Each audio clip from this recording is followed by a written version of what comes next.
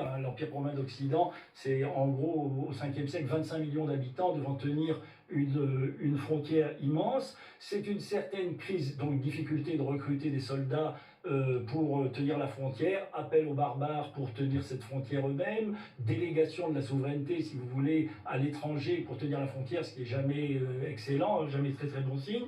Une certaine crise du patriotisme, en ce sens que l'Empire romain n'était plus la patrie romaine, mais était plutôt le mode inévitable et incontournable de la façon de vivre. On pensait qu'il n'y avait pas d'autre façon de vivre que sous cet empire, mais ce n'est pas l'adhésion à une patrie menacée et qu'il faut défendre, mais plus encore, un certain nombre de contacts entre les barbares et le monde romain, parce que maintenant on nie les invasions germaniques en disant mais les barbares et les romains se fréquentaient. Oui, ils se fréquentaient de telle sorte, il y avait des mercenaires barbares, il y avait des commerçants romains dans le barbaricum, et donc ces deux mondes se connaissaient, et cela a provoqué, parce qu'ils se connaissaient, une attraction fatale de la zone de prospérité vis-à-vis de la zone d'anarchie. Lorsque vous avez une immense zone de prospérité entourée d'une encore plus grande zone d'anarchie, il était inévitable que les gens qui habitent la zone d'anarchie aient envie d'aller profiter de la prospérité en envahissant cette zone. Le problème,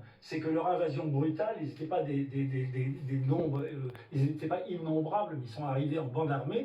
Leur invasion brutale a fait tomber les cadres de l'Empire romain et a mis fin à la prospérité que les barbares étaient venus chercher.